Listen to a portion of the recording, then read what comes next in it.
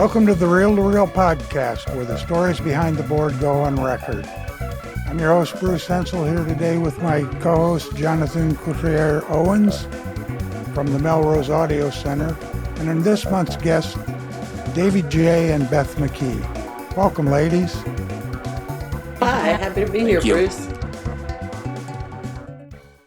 All right, well, let's get started. Beth, this is kind of an odd time that we're recording and when we're going to air, because you've got a big show coming up on Sunday, the Cosmic Conjunction Function.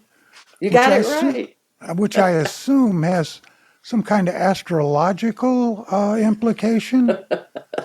Yes, it's sort of, there's the astrological implications, and also it's tied to a single release that's happening that day of the same title, The Cosmic Drifter, and a video premiere. So it's all just kind of a cosmic theme. Great. Well, why don't we take a listen to that single that's going to be released this upcoming Sunday, and by the time the show airs, it'll be available. Absolutely. I'm going to give a shot here at sharing the screen and play you the video that we've put together for the single. So here comes the Swan Sistas Cosmic Drifter.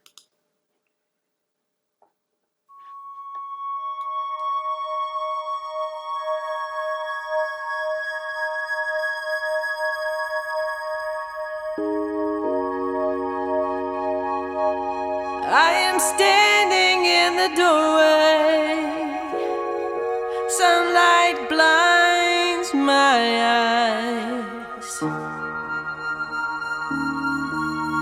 The shadows tell the story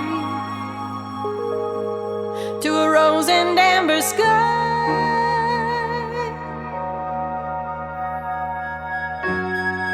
How the journey changed. Became the guide.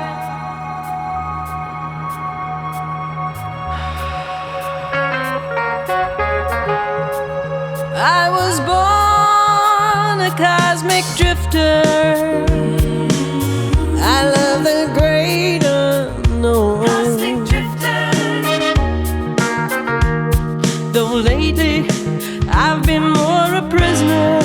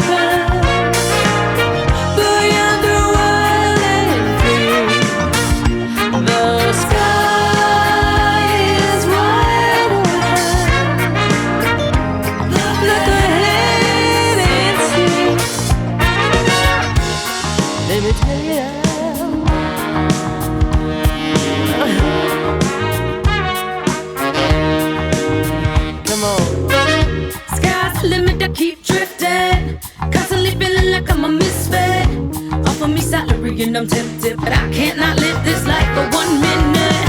I was born to do this, so sick and tired of trying to prove it. Sometimes I feel like I'm a loser, can't do it. This is a movement, and I'm paying more than 2 cents. My voice is my music, the first language that I'm fluent. Swamp Sistas, we've been cruising with the troopers, keeping it moving. Now let's do this. Where we are is here. What we are is flesh and bone. In the mirror of the after, will my reflection be the same? In the wake of disaster,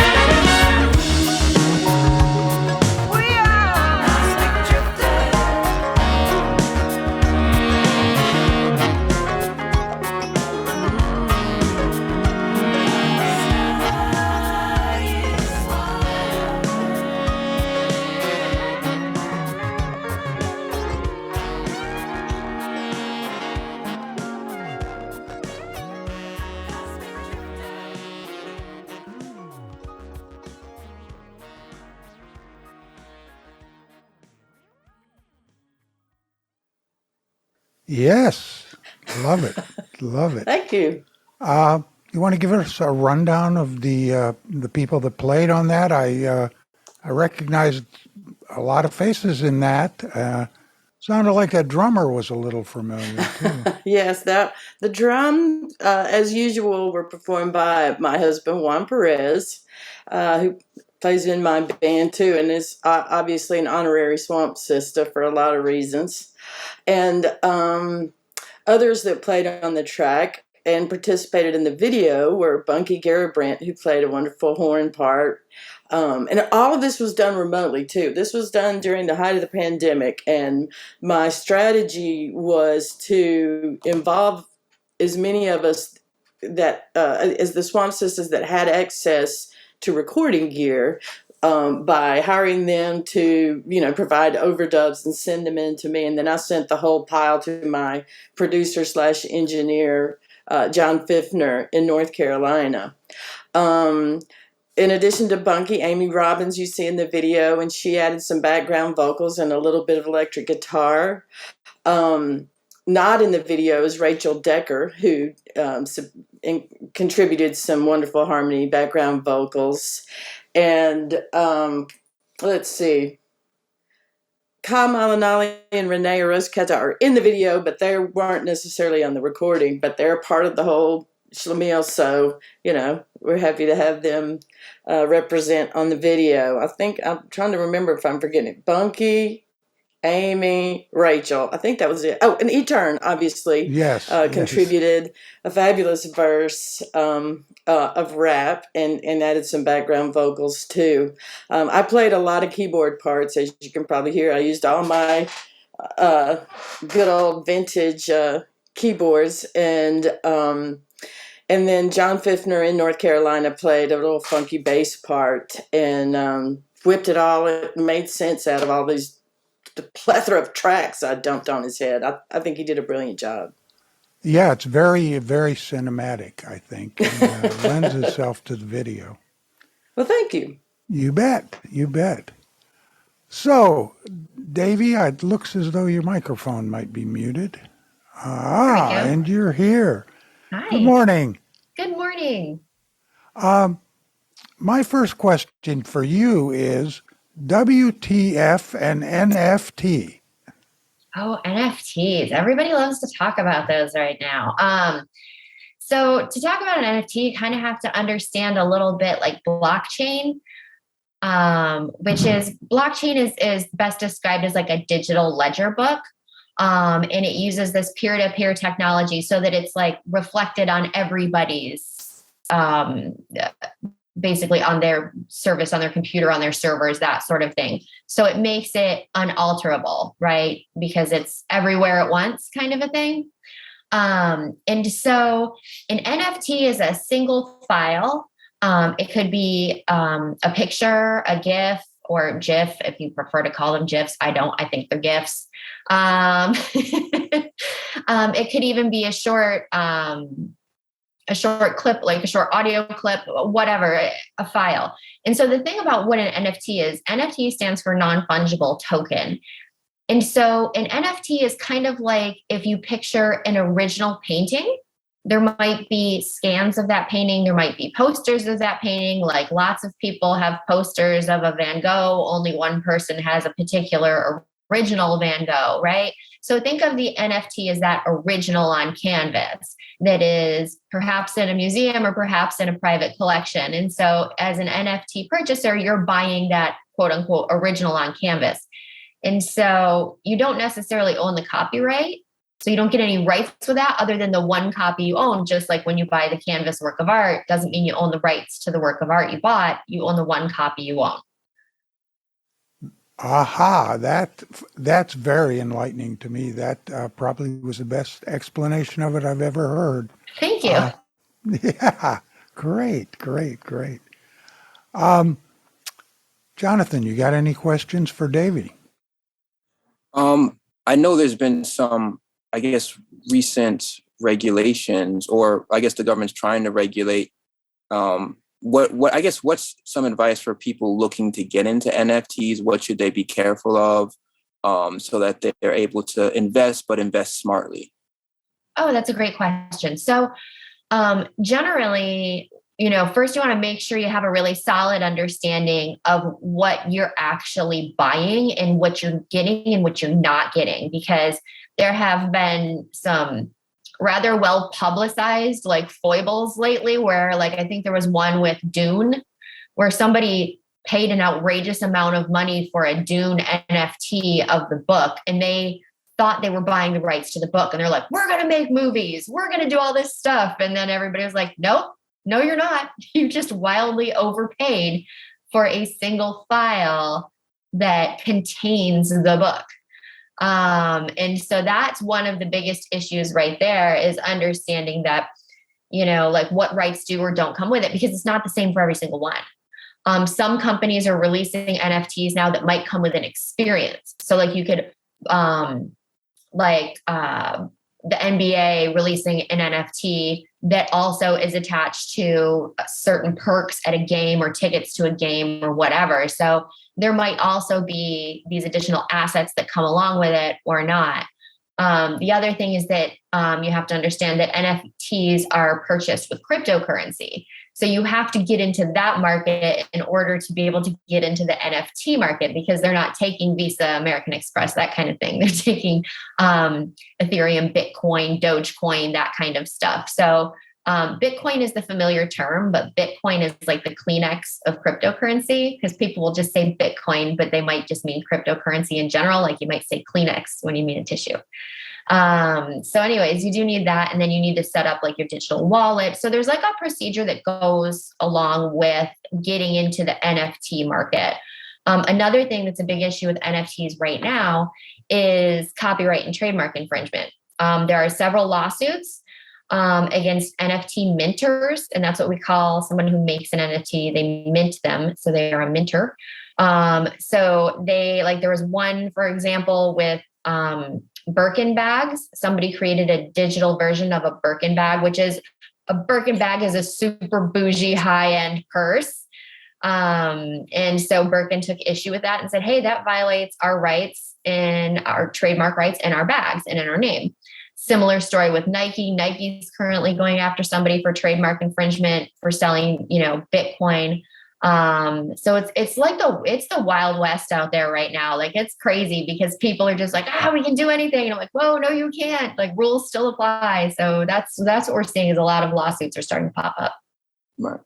So because it seems so international, like who do you go to protect your trademark? Because what if someone in China copy or did something with a Nike check mark? Like who do they have to go? Like it's like an international thing. It seems a lot more difficult.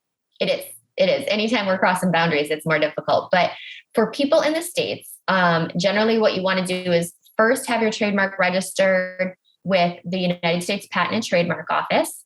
And then from that point, it's a stepping stone to international registration, because we are members of an international treaty that makes registration easier in other countries that are also treaty members. And that goes through the World Intellectual Property Organization. The acronym for that is WIPO. Rather unfortunate word, but that's what it is. So it's WIPO. So then you can submit one application to WIPO and check the box on which other member countries you want your registration to exist in. China is not a member of WIPO. So you would have to register directly in China. So it can be very difficult dealing with enforcement over there. I've had clients where we've had enforcement issues in China. And honestly, the best way for me to resolve it was not through the courts, but sending threatening letters to the company that was hosting their website. Wow. And told them that if they didn't remove the site from their servers, then we were coming after them too. And that company was like, all right, cool, and pulled the plug on their site. So which was, because going through the courts would have been protracted, ridiculously expensive in China, that is. And whether or not we even would have won anything is questionable. So that we got what we wanted that way. Wow. Very good. Very good. Yeah, so Beth, are you still with us? I'm here. All right.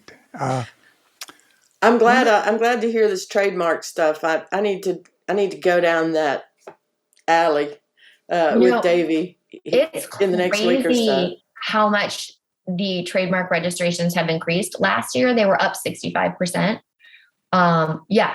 And so what that means is it's getting harder to register your trademark because more people are filing, which means more similar things are being registered as owned to other people, so the market's getting really crowded for trademark registrations.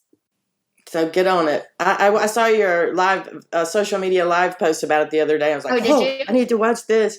And that's great information. Thanks for sharing that. And thanks to your firm, too, for sponsoring the Cosmic Conjunction Function. I wanted to give Meehle and Jay a big shout out for being partners with us in our big event. We're very grateful. We love what you guys are doing, and we're really happy and just honored to be able to help support it. So we appreciate it. Well, thanks. Yeah, I think people ought to be aware that even though a lot of people are a lot more visible, Meehle and Jay are really the rock star attorneys of Orlando. So they are. And female owned and run, so I'm all about that too. Girl power. Absolutely. And thanks for having us, this month, which is International Women's Month. Yeah. I think we should get 2 months, though. Oh, yeah. That's all? Well, all but 2 months. I think 7 months would be a little more proportional, but... I won't object to that. So what do we need, a petition, or how do we get that I think we proclaimed? can just say. Yeah. We just need a clever hashtag, and then it'll hit the ground. Yeah. There you go. Hilarious. That's funny. I guess, when do you think when should someone go into, because the amount of trademarks is going up, when should someone really seriously investigate as an artist when they should trademark their name? Is it like an immediate thing when they start to really start their business? Because there's so much ground that a person starting out has to do that you can't cover all that ground at once. You begin to, get good, start performing, and then you take it more like a business. You start your LLC and then you get a trademark, or should you just do the LLC and the trademark at the same time so everything is official moving forward? Well, I think the first thing you want to do is make sure whatever name you're using is clear first, because I've had so many people that have had problems because they started using a name, whether it's a performing name, a band name, a company name, whatever. They start using this name, and then they, put all of their heart and soul behind it, and they're marketing themselves and everything. And then suddenly they find out somebody else was using it first. And so then they have to drop the name. And that means anything that has that name on it has to go. So anything you've got that's physical merchandise, that has to go in the trash. You can't even sell it off. Anything that's digital, you have to remove it from the internet as much as within your control, and then rebrand it under a different name. So it's crazy expensive, and it's a huge interruption, and you lose all of that ground you already covered as far as name recognition goes.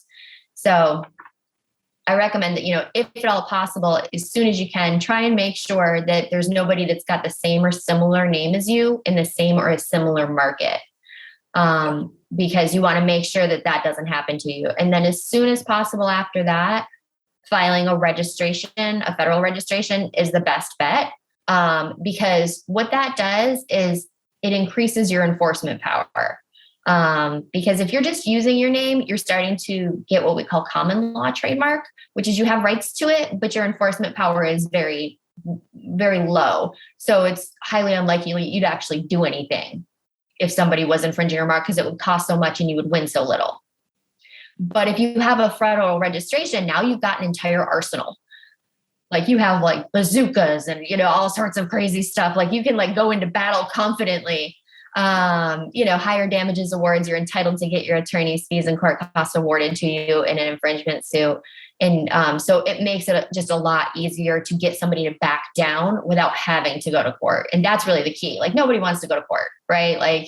I know of no artists that are I can't wait to sue somebody. Nobody's like that. Nobody wants to, right? What you want to do is you want to focus on your music. You don't want somebody else using your name and, diluting your brand and all that stuff. You don't want to have to mess with it. So if we can get them to sit down as quick and easy as possible, that's the goal. And that's really where the trademark registration comes in. So I'd say whenever it it's feasible financially. And when you've settled on your name, you're not going to mess with it, modify it, change it, because then the registration won't cover the new version. I saw in the news recently that there was that very thing happened, and it was between a blues artist and a country act called Lady A, I think. And the blues artist, whose name is Anita White, I think, had been using that moniker all this time, and then along comes a big Nashville act, and they decide to name themselves Lady A, and then they forbade her from using her Lady A. You know, she had years of that. I just looked it up on my phone, and apparently they've all had mutually agreed to not argue about that anymore. So that's good news. Yeah, they were, I think they were called Lady Antebellum before. Yes, it was Lady Antebellum. And then they were like, yeah, maybe not with that name anymore. Maybe we'll just call ourselves Lady A. But that's the thing, like, especially somebody with that much money at their disposal, and you know they have lawyers, they should have, you know, done a search first, because maybe they did and just yeah, and they might it's not uncommon where somebody's like, well, we're bigger, we got more money, we'll just brute force our way through to this and make it happen. It does happen like that on occasion, unfortunately, but you know, they had the tools at their disposal to make sure the path was clear before they went forward. Whether or not they did, I don't know. You know, so I think I just saw a headline that they backed off. So yeah, well, that's good. That's good. Because people get real touchy when it comes to their name, and with good reason, you know, like I do realize that if you have to start with a new name, it's in the music business, and I'm sure Bruce can verify this, it's like completely starting over. Oh yeah. You got to rebrand everything. Yep. Yeah. Absolutely. Yeah. And also all of your groundwork that you've laid to get to that point is gone. Mm-hmm. When you have to become somebody else. Yeah. And that's hard. That's hard and expensive. Yeah, I also, isn't there a situation with Morris Day and the Time and Prince's estate? Yes. This is like soap operas for me. Just, I mean, like, so you guys know, this is my days of your lives. Like, I enjoy it. But yeah, so what's going on there is like Morris Day told the world like, hey, I, you know, got a demand letter from Prince's estate, and, you know, they're saying they own the rights to Morris Day and the Time. And, you know, and then there was outrage and upset. And so I started digging into this a little bit because, like I said, this is like where my nerd flag really flies. I'm like, oh, what's going on? So I found, well, based on the articles that I'd seen, the representatives for Prince's estate claimed that Morris Day had signed a contract with Prince whereby Prince would own the trademark rights in the name Morris Day and the Time. That is not wildly uncommon. It's not as common as it used to be. It used to be much more common where artists would sign a contract and they would sign away the rights to their name, which is crazy. Like, there's no reason to do that as an artist, especially today. But it's not uncommon that it'll be there, and I will still see it in agreements on occasion now. And I'm like, oh no, that's got to go. Absolutely not. And so it's entirely possible that there was a contract that was signed whereby those rights were transferred. What is really interesting to me, though, is that if you go to the U.S. Patent and Trademark Office's website, the USPTO, they have a search function on there where you can search all the registered trademarks.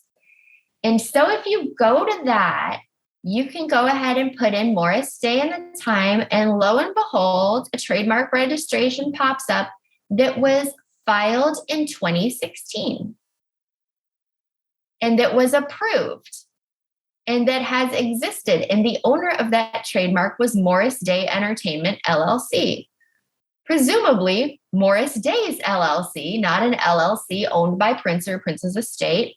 Could be wrong about that, but I suspect that is the case. So this trademark existed as a valid registered trademark up until, are we ready for this? Here we go. February 9th, 2022. So this, and it was voluntarily surrendered. The plot thickens. Right? So February 9th, 2022 is before this recent kerfuffle hit the papers, yeah? Yeah. So a little wild. So, and according to the papers, my God, like, where did that phrase come from? Like, I haven't used the papers in a while. All right. So hit the interwebs. All right. So that's very interesting to me. And then also they have filed 2 additional registrations for just Morris Day. And those were filed in December of 2021.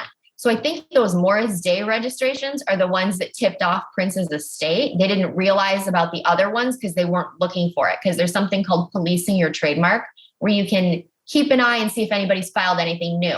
So they must not have looked for what was existing, but they started keeping an eye on new filings. And when they saw the new filing come in, they got hip to that. And that's when they came out and started asserting their rights. So very, very interesting backstory on this. Very wild. I'm interested to see how this goes, because if he did sign his rights away in a contract, it's possible that that's the case. He might have a defense though in saying, hey, you guys allowed me to continue using it and I've had a registration for it and you didn't do anything.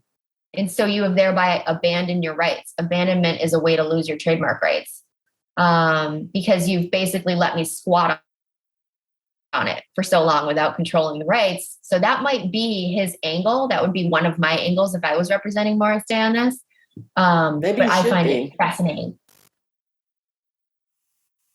Very interesting. I'm wondering also if maybe it's not one of those, my career is flagging, so let's get in the news too. You never know. You never know. Yep. But yeah, I love this. Yeah. Interesting. Amazing. Well, do anyone else have questions for either Beth or Davey? Well, yeah, actually, I'm seeing, or I guess what I've seen in a lot more recent times is a lot of artists really pushing for a lot more ownership than traditionally with deals with the label. Since labels are music is now being streamed, it's not uncommon to see artists own a lot of their masters and do distribution deals recently, and that's become popular that I've seen. So I guess like, what should artists fight for as far as like the importance of ownership and what, like, how much ownership should they fight for, or what should they look for in newer deals? Because there's a lot of newer deals where it's just distribution and artists seem a lot more happier and have a lot more creative control. Yeah. I think even recently Snoop Dogg bought Death Row. So he came back around full circle and purchased, some of his catalog. And you see a lot of artists kind of doing that. And some of the newer deals, they're just distro deals. So what should artists kind of fight for when kind of moving forward and having those conversations? Like, they should definitely make sure, of course, obviously own their own name, since this is a big stink that's happened. But, even they could probably push for a distribution deal and owning their music and owning their catalog, since a lot of legacy artists are coming back around and trying to get ownership. Yeah. So, I mean, as far as what is good for any one person goes, it sort of depends, because what's good for you might not be good for Bruce, because it depends on what your goals are and where you are, kind of a thing, so if you're wanting to be a pop star, you want a major label that wants to sign you to a regular deal and throw a bunch of money behind you. And you know what I mean? You want that traditional thing because that's what you want, is a huge budget behind you and all that stuff. But other types of artists have different needs. So as far as looking at like more of the distribution deal situation, what I have found recently is what would have been really advantageous if it had been in the deal for some of my clients is the ability to get out. Because some of my clients have signed distribution deals, which were meh, they weren't great. They weren't terrible. They are what they are. And then suddenly they blow up. Suddenly they're like, huge on TikTok or whatever. And they've got a feeding frenzy going on with all of these different labels and different distributors going like, hey, we want to pick you up. We want to pick up the song. We can do a lot with it. And they probably could. But the artist is signed to this distribution company and they're under a contract for a term and they can't get out, and so basically they're kind of stuck. So what you want to do is see if there's a way that you can terminate early, or if you can limit the tracks that are going to be subject to that distribution deal. So it's just on a track by track basis with no additional masters due. Or if there are additional masters due, that you're non-exclusive and that you have I've got to give you, 10 more masters within the next 2 years, but during this period of time, I can release other music with other people. That might be a better fit too. So there's a bunch of different ways to sort of craft a deal that would still allow both parties the ability to do well and make money. Because at the end of the day, that's what everybody wants, is everybody wants to do well, So it's not about denying anybody that, but it's about making sure that nobody's held back later on from success that would otherwise be available to them. Very good. Very good. Yeah, I remember a time when Joe Walsh was trying to get out of his deal with ABC Dunhill so he could join the Eagles. And he still owed ABC one record, so he decided to do a live record. And it was going to be opening for the Elton John at Dodger Stadium. And for some reason, I was on the crew of the record plant setting up the recording. And Elton John's manager came out and said, sorry, you're not going to be allowed to record the show. And you have to stop setting up. So we kind of took a break.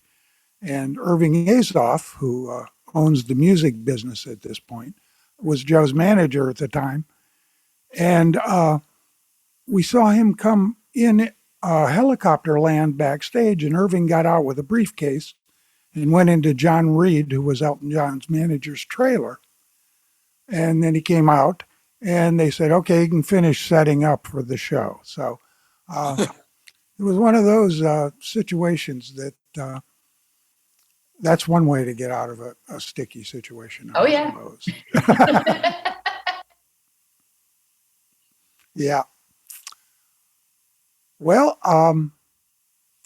I'm out of questions at this point, although I'd love to spend more time if anybody has anything they'd like to talk about. I got one more for Beth. And so you mentioned this new single was written in entirely quarantine times. So how was that writing process? How did you enjoy or not enjoy like working with people online and kind of putting things together that way? Did you learn something new from having to work that way? And also just how does it feel to go back to just live music?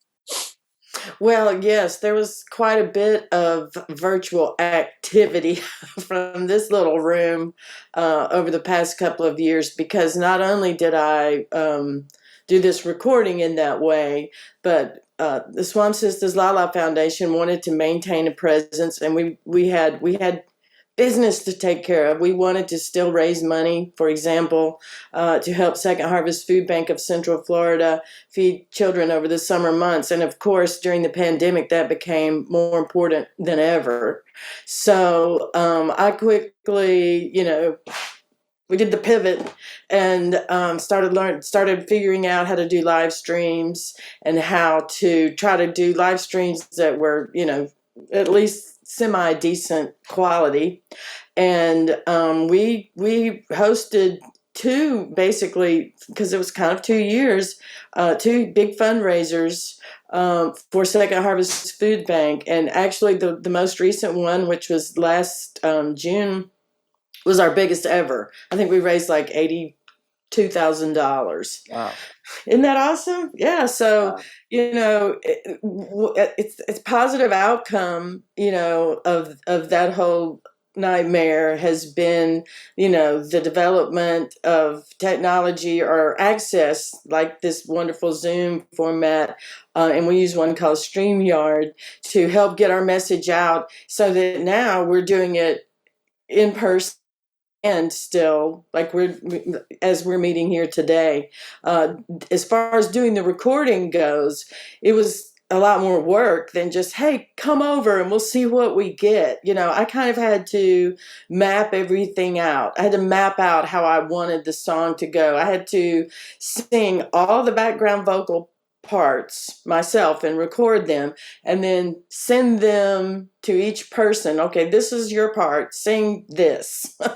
And then I had to collect them all, and I guess the hardest part is just the file Management. handling, keeping track of all the files and then uploading all the files. And of course, with video, that's even more. Most recently, in advance of the Swan Sistas Cosmic Conjunction function, we presented a mini video series featuring some of the artists that performed at the event, and gathering all the footage, it's homemade, and I'm using my iPhone 11 and an iPad, so that I have multiple, and my computer, so I have multi-camera action, but just gathering all the files and getting them to the person who can chop them up and make sense out of them. I think that's the most challenging part. The rest of it's pretty fun.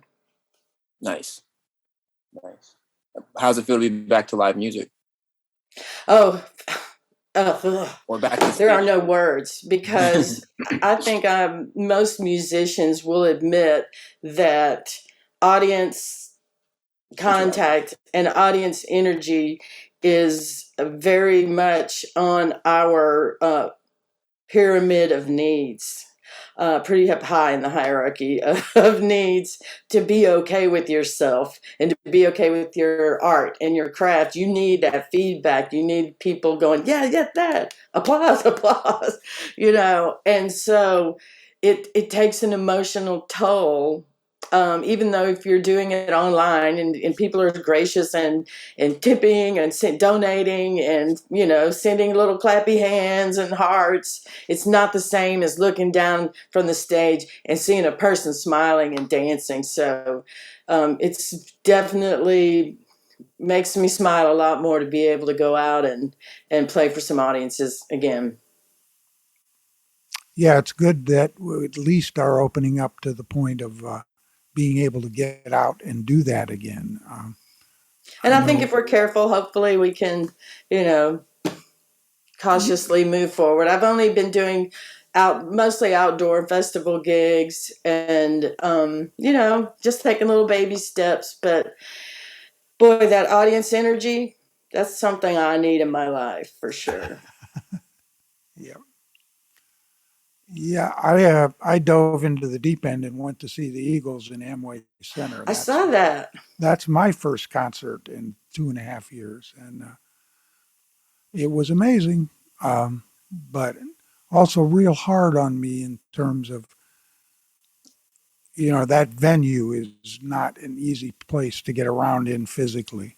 So it was an experience.